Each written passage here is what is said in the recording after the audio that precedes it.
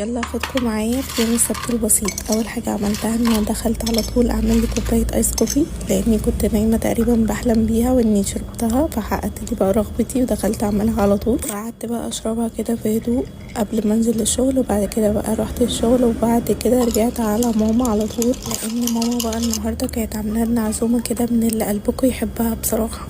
احلى عزومة فسيخ ورنجة، الاقرب لقلبي بصراحة، اكادوا من فرط جماله اذوبه، قلبي كده بيدوب مع كل لقمة فسيخ كده بالعيش. دي طبعا بعديها لازم نحبس بكوباية شاي بالنعناع كده من ايد ماما.